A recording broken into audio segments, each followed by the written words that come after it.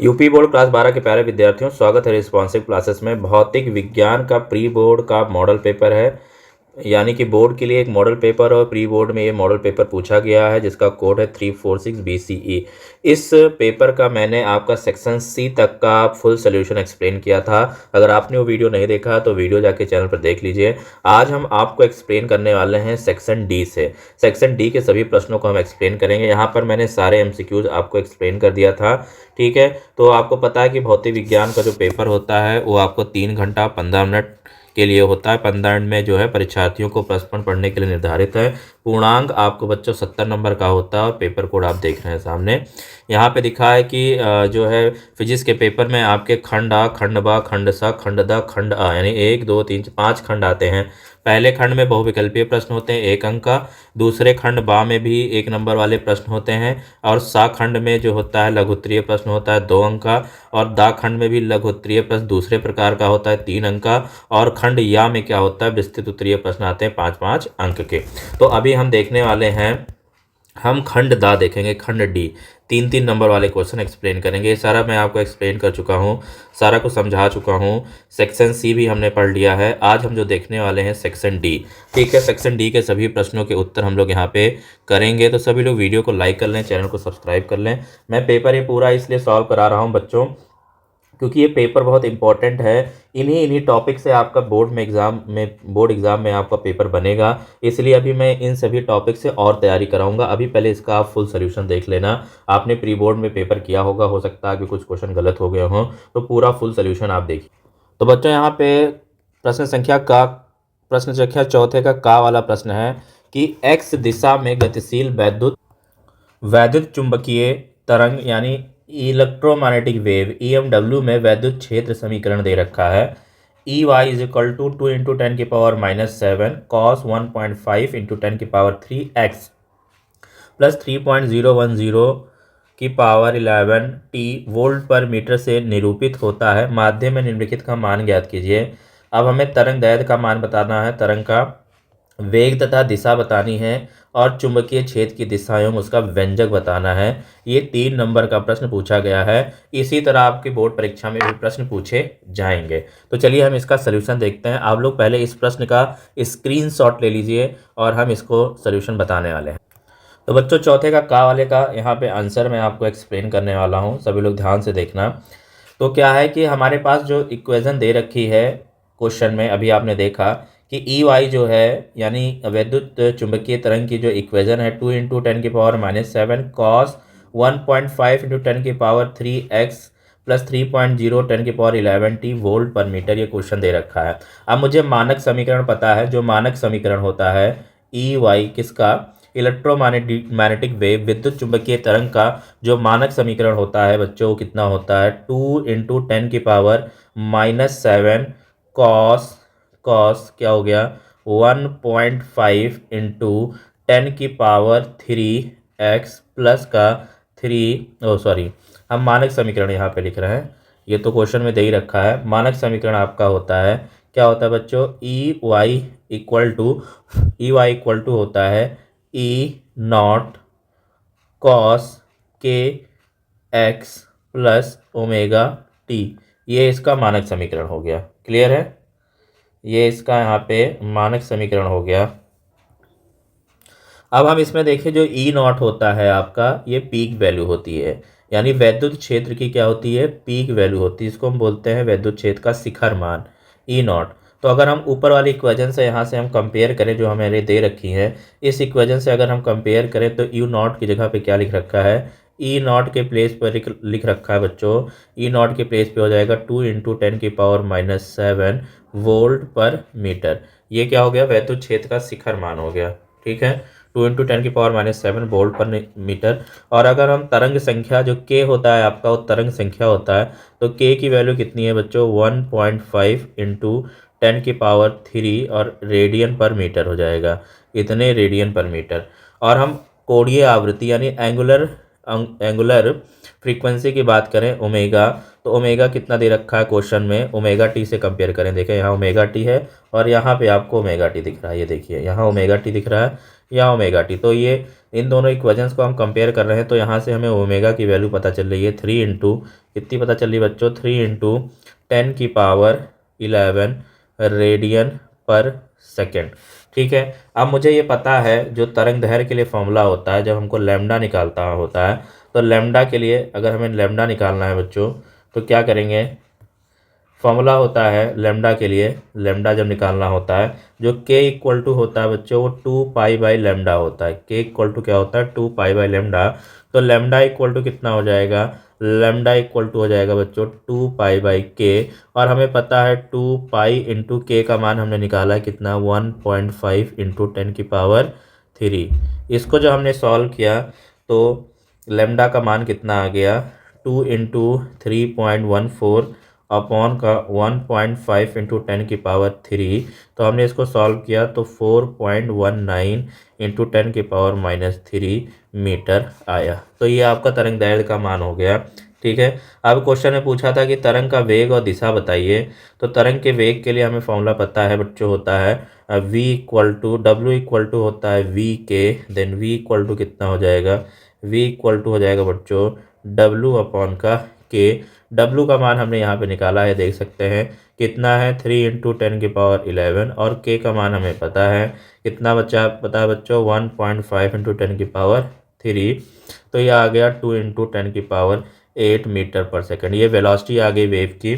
फिर देखो वेग निकाल दिया। दिशा है तो चूंकि कोष्टक में kx प्लस ओमेगा टी लिखा है इसलिए तरंग ऋणात्मक x दिशा के निगेटिव x डायरेक्शन में गति कर रहा है। अगर यहाँ पे प्लस ओमेगा टी है तो x डायरेक्शन के निगेटिव साइन में जो है ऋणात्मक दिशा में गति कर रहा है। और अगर यहाँ पे ऐसे लिखा होता kx माइनस ओमेगा टी, इसका मतलब ये पॉजिटिव डायरेक्शन में मूव कर रहा है। क्लियर है, क्लियर है। तो यहाँ पे देखिए मैंने आपको पूरा एक्सप्लेनेशन बता दिया है यहाँ पे। ठीक है, अब हम लोग अगला क्वेश्चन देखेंगे। ठीक है, तो दिशा आपकी हो गई।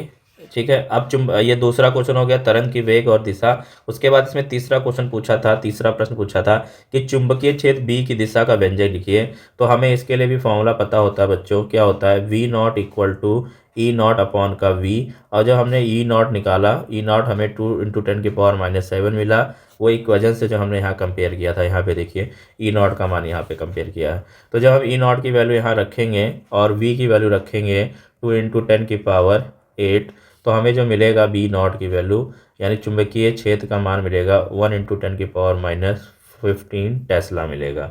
ठीक है, अब तरंग की दिशा जो है एक्स दिशा में है और ई वाई दिशा में, इसलिए बी जेड दिशा में होगा। जो मैग्नेटिक बी जो होगा यानी मैग्नेटिक फील्ड होगा, चुंबकीय क्षेत्र होगा, वो जेड दिशा में होगा, ये यहाँ पे हो जाएगा। और जिसके लिए मान कितना होगा, इतना टेस्ला होगा। ठीक है, बी जेड के लिए। समझ में आया। तो इस प्रकार ये क्वेश्चन हो गया यहाँ पे। अच्छा क्वेश्चन पूछा था 3 नंबर में। अब हम अगला क्वेश्चन आगे देखें। फिर बच्चों आप ये देखिए जो खा वाला प्रश्न है, का के बाद हमारा कौन सा है, खा वाला प्रश्न है। समान वोल्टता के स्रोत से 2 विद्युत बल्ब जिनके प्रतिरोध का अनुपात 1:2 है समांतर क्रम में जुड़े हैं, इनमें शक्ति क्षय का अनुपात ज्ञात कीजिए। इनमें शक्ति क्षय का अनुपात ज्ञात कीजिए। तो ये आपका प्रश्न है, आप इसका स्क्रीनशॉट ले सकते हैं। ठीक है, अब मैं आपको इसका मैं आपको उत्तर बताता हूँ। तो बच्चों अभी आपने प्रश्न देखा 4th का बी वाला, जिसमें हमें कैलकुलेट करना है शक्ति क्षय यानी पावर लॉस का अनुपात निकालना है। क्वेश्चन में दिया है कि प्रतिरोधों का अनुपात यानी R1 अनुपात R2 यानी R1/R2 इक्वल टू कितना है 1/2 और वे समांतर क्रम में जुड़े हैं। और हमें पता है कि समांतर क्रम क्या होता है, अगर 2 रजिस्टेंस ऐसे जुड़े हैं जिनमें धाराएं अलग हैं लेकिन उनकी वोल्टता सेम है, तो हम कह देते हैं कि दोनों किस में है, समांतर क्रम में है। अगर यहाँ पे R1 है, ये R2 है, तो अगर ये समांतर क्रम में है तो इनका वोल्टेज क्या होगा, दोनों का सेम होगा। वही यहाँ पे लिखा है अगर R1 अनुपात R2 है और ये समांतर क्रम में जुड़े हैं तो इनका विभवांतर यानी V समान होगा। तो शक्ति का फॉर्मूला होता है बच्चों P इक्वल टू V²/R। ठीक है, P इक्वल टू V²/R। तो हम P1 इक्वल टू क्या लिख सकते हैं, P1 equal to V²/R1 and P2 equal to क्या हो जाएगा बच्चों V²/R2। अगर हम दोनों का रेशियो कर दें यानी P1/V P2 कर दें तो कितना आ जाएगा, R2/R1 आ जाएगा, क्योंकि V² कैंसिल हो जाएगा, यानी 2:1 होगा। यानी उनकी विद्युत शक्तियों का अनुपात कितना हो जाएगा बच्चों, 2:1 हो जाएगा। यही इसका उत्तर है और बहुत ईजी क्वेश्चन आपका पूछा गया है। ठीक है, इससे ईजी क्वेश्चन नहीं हो सकता, ये आपको 3 नंबर दिला रहा है। चलिए बढ़ते हैं अगले प्रश्न पे, चौथे के सी। चौथे का जो आपका खा वाला है, सॉरी हाँ खा वाला हो गया। अब हम गा वाला देख रहे हैं। एक समान चुंबकीय क्षेत्र में गतिमान आवेश पर लगने वाला बल कब अधिकतम और कब न्यूनतम होता है? गतिमान आवेश पर चुंबकीय क्षेत्र द्वारा कृत कार्य की गणना कीजिए। ठीक है, ये मुझे बताना है। तो ये थ्योरेटिकल प्रश्न है, इसका उत्तर मैं आपको एक्सप्लेन करता हूँ, ध्यान से समझिए।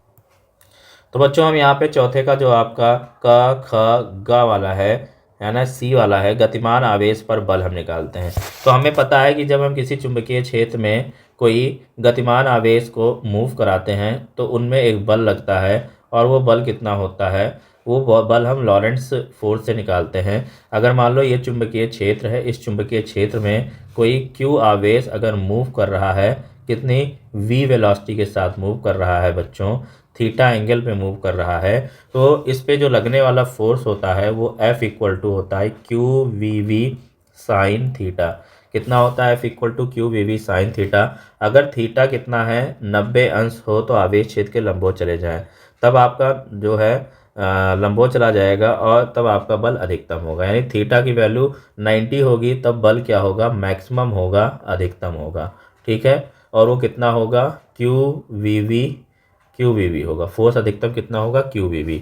और जब थीटा की वैल्यू कितना हो, 0 डिग्री हो या 180 डिग्री हो, तो जो आपका फोर्स होगा वो मिनिमम होगा, और मिनिमम कितना होगा, 0 होगा। ठीक है, किया गया कार्य क्या होगा, तो चुंबकीय बल हमेशा गति की दिशा में लंबवत होता है, इसलिए चुंबकीय क्षेत्र द्वारा किया गया कार्य हमेशा शून्य होता है। ये इसका आंसर हो गया, 0 आंसर हो गया। यहाँ से आपको 3 नंबर मिल गए। अब बच्चों आपने घा वाले का उत्तर देख लिया, अब हम घा वाला देख रहे हैं। घा वाला प्रश्न है हमारा कि निम्नलिखित को परिभाषित कर आरेख की सहायता से स्पष्ट कीजिए। चालन बैंड को, संयोजन बैंड को और वर्जित ऊर्जा अंतराल को हमें एक्सप्लेन करना है। ठीक है, तो चलिए इसका हम उत्तर दे। तो देखिए यहाँ पे जो आपका फोर्थ का घा वाला है, उसका उत्तर मैं यहाँ पे लिखा हूँ। कंडक्शन बैंड क्या होता है, जिसको हम बोलते हैं चालन बैंड। तो वह बैंड जिसमें इलेक्ट्रॉन मुक्त होकर विद्युत का चालन करते हैं, चालन बैंड कहलाते हैं। संयोजन बैंड क्या होता है बच्चों, जिसको हम बैलेंस बैंड बोल रहे हैं, वह बैंड जिसमें संयोजी इलेक्ट्रॉन स्थित होते हैं या पूर्ण या आंशिक रूप से भरा होता है, उसको हम वैलेंस बैंड बोलते हैं। वर्जित ऊर्जा अंतराल क्या होता है, फॉरबिडन एनर्जी गैप क्या होता है, तो चालन बैंड और संयोजन बैंड के बीच का वह ऊर्जा अंतराल जहां कोई इलेक्ट्रॉन नहीं रह सकता है, वर्जित ऊर्जा फॉरबिडन एनर्जी गैप कहलाता है। अब प्रश्न यहाँ पे हम प्रश्न संख्या चौथे का ई वाला देखेंगे बच्चों। व्हीट स्टोन सेतु क्या है, व्हीट स्टोन ब्रिज क्या है। ठीक है, चलिए मैं एक बार आपको प्रश्न बता दे रहा हूँ। तो बच्चों यहाँ पे अंगा वाला प्रश्न क्या पूछा गया है कि व्हीट स्टोन सेतु क्या होता है, इसका परिपथ कीजिए तथा निम्नलिखित का उल्लेख कीजिए। संतुलन की अवस्था, अनुपात भुजाएं और संयुग्मी भुजाएं। तो चलिए हम लोग इसका उत्तर देखते हैं।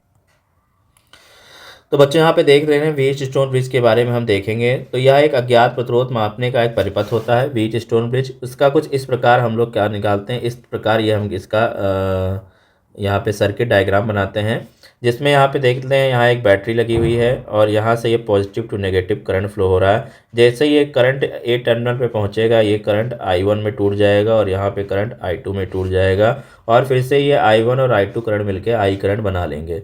ठीक है, अब यहाँ पे क्या है बच्चों, हमारे पास एक वेरिएबल रेजिस्टेंस लगा हुआ है यहाँ पे। ठीक है, P और Q और R और S क्या है, रेजिस्टेंस है, जिससे जो करंट जा रही हैं। ठीक है, तो अब हम यहाँ पे देखेंगे जब भी ये व्हीट स्टोन ब्रिज क्या होगा, बैलेंस होगा, तो बैलेंस के केस में क्या होगा, डिफ्लेक्शन नहीं होगा, गैल्वेनोमीटर में डिफ्लेक्शन नहीं होगा। नो डिफ्लेक्शन इन गैल्वेनोमीटर में कोई डिफ्लेक्शन नहीं होगा। इस कंडीशन को हम क्या बोलते हैं, ये संतुलन की अवस्था बोलते हैं। और संतुलन की अवस्था में क्या होता है बच्चों, IG = 0 होता है, यानी कि जो गैल्वेनोमीटर में है करंट 0 है, उस केस में हमें क्या मिलेगा, P/Q इक्वल टू R/S, या हम ऐसे भी लिख सकते हैं P/R इक्वल टू Q/S। दोनों में से कोई भी हम लिख सकते हैं। ये संतुलन की अवस्था की कंडीशन होगी। रेशियो आर्म क्या होते हैं? तो सेतु की वे दो भुजाएं P और Q जिनका अनुपात ज्ञात होता है उनको हम रेशियो आर्म बोलते हैं। कॉन्जुगेट आर्म क्या होती है? यानी संयुग्मी भुजाएं, वे भुजाएं जिनमें बैटरी और गैल्वेनोमीटर जुड़े होते हैं। इन्हें आपस में बदलने पर भी संतुलन की स्थिति नहीं बदलती है, इसको हम संयुग्मी भुजाएं कहते हैं। तो ये आपका 3 नंबर का प्रश्न पूछा है, इसमें आप सर्किट डायग्राम बना करके सॉल्व करेंगे। सभी लोग वीडियो को लाइक करेंगे, चैनल को सब्सक्राइब करेंगे।